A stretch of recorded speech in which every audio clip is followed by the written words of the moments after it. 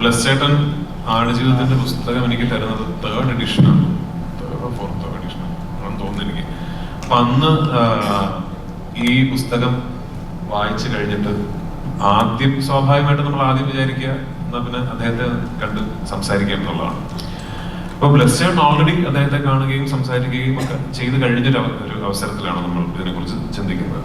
അപ്പൊ അന്ന് ഞങ്ങൾ തീരുമാനിച്ചത്, അന്നേ ബ്ലസ് ചേട്ടൻ പറഞ്ഞിരുന്നു, രാജു ഈ പുസ്തകം ഇതുപോലൊരു സിനിമയാക്കാൻ പറ്റില്ല. അത് ആ പുസ്തകം വായിച്ച് നിങ്ങൾ എല്ലാവർക്കും അറിയായിരിക്കുമല്ലോ, ഒരുപാട് കാരണങ്ങൾ കൊണ്ട്. അപ്പൊ അതിൽ നിന്ന് ഈ ജീവിതത്തിന്റെ, ഈ പുസ്തകത്തിന്റെ, ഈ കഥയുടെ ഒരു സിനിമാറ്റിക് നെറേറ്റീവ് ക്രിയേറ്റ് ചെയ്യുക എന്നുള്ളതാണ് ബ്ലസ്സി എന്ന ഫിലിം മേക്കറിന്റെ ഉത്തരവാദിത്വം.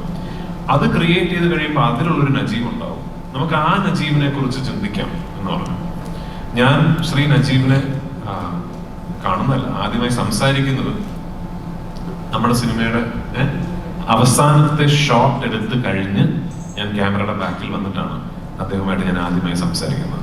ആടുജീവിതത്തിന്റെ ഏറ്റവും ലാസ്റ്റ് ഷോട്ട് എടുത്ത് അവസാനം ഫിലിം പാക്കപ്പ് എന്ന് പറഞ്ഞതിന് ശേഷമാണ് റിയൽ നജീബും ആദ്യമായി സംസാരിക്കുന്നത്. ആ സംസാരം, ആ കോൺവെർസേഷൻ ഞങ്ങൾ ഷൂട്ട് ചെയ്തിട്ടുണ്ട്, അതോടനെ റിലീസ് ചെയ്യുന്നുണ്ട്.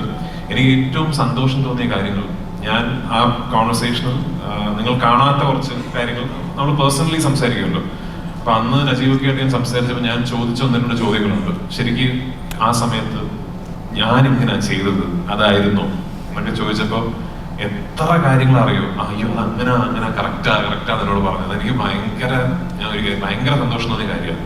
അപ്പൊ അത് ഓഫ് കോഴ്സ് അപ്പൊ എനിക്കത് എന്റെ ക്രെഡിറ്റ് അല്ല കേട്ടോ. അപ്പൊ അതായത് ബ്ലസ് ചേട്ടൻ ഇമാജിൻ ചെയ്ത നജീബ് എന്ന വ്യക്തി അദ്ദേഹത്തിന്റെ ജീവിതത്തിൽ ആ സമയത്ത് അനുഭവിച്ച യാതനകളും ആക്ച്വലി അത്രയും സിമിലർ ആയിരുന്നു എന്ന് പറയുന്നത് അത് ഫിലിം മേക്കറിന്റെ ക്രെഡിറ്റ് ആണ്. പക്ഷെ ഇത് ആക്ച്വലി വളരെ കൗതുകമുള്ളൊരു കാര്യമാണ്. എനിക്ക് എപ്പോൾ വേണമെങ്കിലും കാണാമായിരുന്നു, എപ്പോൾ വേണമെങ്കിലും സംസാരിക്കാമായിരുന്നു. ഈസിലി ആക്സസിബിൾ ആണ് അദ്ദേഹം. ബെനിച്ചേട്ടന്റെ അടുത്ത സുഹൃത്താണ്, ബ്ലസ് ചേട്ടന്റെ സുഹൃത്താണ്, ഇപ്പോൾ എനിക്ക് നന്നായിട്ട് അറിയുന്ന വ്യക്തിയാണ്. പക്ഷെ ആദ്യമായി ഞങ്ങൾ പരസ്പരം സംസാരിക്കുന്നത് ലാസ്റ്റ് ഷോട്ട് ഷൂട്ട് ചെയ്ത് കഴിഞ്ഞിട്ടാണ്. എനിക്ക് തോന്നുന്നു അതുമായി ബന്ധപ്പെട്ടുള്ള ഒരു ഇതെന്ന് പറഞ്ഞാൽ, ശരിക്കും ഒരു പുസ്തകത്തിലെ നജീബിന്റെ ഒരു ഫ്രെയിമിൽ നിന്നും സ്ക്രീൻ പ്ലേയിലേക്ക് എത്തുന്ന ഒരു നജീബ് ഒക്കെ എഴുതി വെച്ചിരുന്ന ഡയലോഗുകൾ ഒക്കെ ഒരു ലൊക്കേഷനിലേക്ക് എത്തി അദ്ദേഹത്തിന്റെ രൂപമാറ്റങ്ങളിലേക്ക് വന്നു കഴിയുമ്പോൾ ഞങ്ങൾ അറിയാതെ 3ാമത്തെ ഒരു ജനറേഷനിലേക്ക് വരികയാണ്. അതാണ് ഈ സിനിമയ്ക്കുണ്ടായ ഏറ്റവും വലിയ കെമിസ്ട്രി എന്ന് വേണമെങ്കിൽ പറയുന്നത്.